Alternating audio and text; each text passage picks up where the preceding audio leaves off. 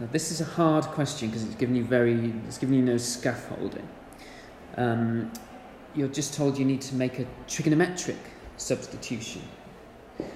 Well, there's not many that it could be, but the thing to spot is that we've got a 1 minus something squared here. And now in trigonometry, when do you come across 1 minus something squared?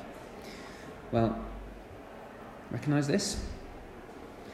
If you rearrange cos squared theta plus sine squared theta equals 1, you get 1 minus something squared.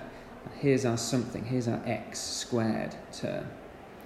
So the substitution we want to make is x equals sine theta or sine u. I've gone for u here.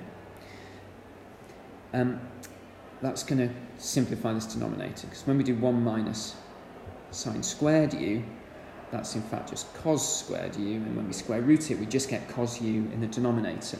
And we then hope that the rest of the expression will help us simplify that. So we've written down our substitution. The next step is to differentiate it and make dx the subject. We can then throw all of that into our integral carefully, replacing the dx with cos u du. Now simplifying that denominator, as we said a moment ago, we realise that denominator does work out just to be cos u, and then the cos u's cancel, leaving us just with the integral of sine squared u du, which is a new problem, but easier, because hopefully you've revised this and you're prepared, and you remember that to integrate sine squared u, you need to use the double angle formula for cos. So start by writing this from memory. It should be second nature. You practice this so much. Cos of 2 theta is cos squared theta minus sine squared theta, which can, using the identity at the top, be written as 2 cos squared theta minus 1, or 1 minus 2 sine squared theta. Now, which one of those do we want over here? Well, we want the one with the sine squared in it and no cos squared, so the last one. So rearrange that to make sine theta, or sine squared theta rather, the subject. And then we can replace this sine squared u, I'm going to move up here, with that expression that we've just found. So half of 1 minus cos 2u du. And I've moved the half out the front of the integral where it's just out the way. Okay, we can integrate that directly. Just being careful that we've got a negative cos, and that's going to integrate to a negative sine, and we have to divide by 2 because there's a 2 inside, and reverse chain rule. And don't forget your plus c. Now that we're almost there. We've got our answer, but it's in terms of u. So we need to get it in terms of x. Now you've got 6 out of 7 marks for this already. Just for this final mark, you've got to do a lot.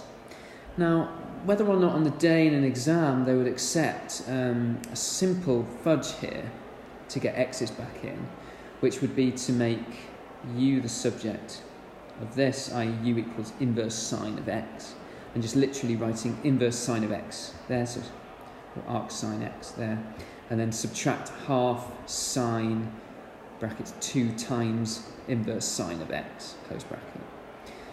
I don't know whether they'll accept that or not.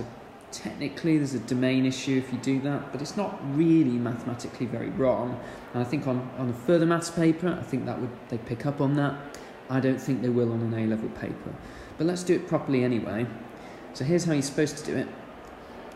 If you've got a sine 2u here, but you need to somehow get it in terms of sine u, so that we can replace it with an x.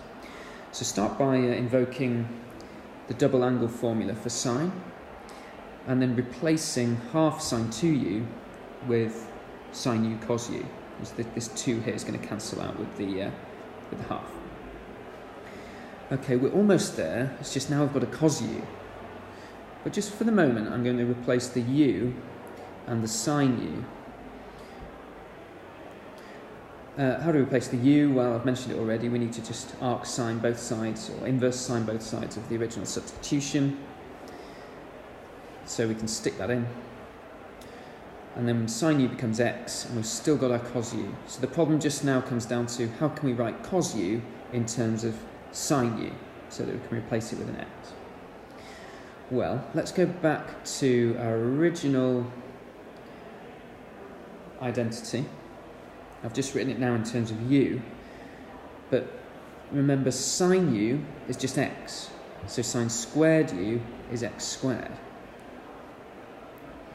And now we can see that if we square root both sides of that, we get cos u is the square root of 1 minus x squared, and technically it's plus and minus. Now, in reality, it would probably just be plus or just be minus, and we don't know that without some quite complicated further maths work. So just leave the plus minus there, it's fine. And now we can replace our cos u in our final answer. And to deal with the plus minus, we've already got a minus there, so minus times plus and minus is minus and plus. So you might write it like that. The mark scheme would probably accept just the plus. It's hard to tell at the moment, but what you're looking at there is a perfect answer to that question.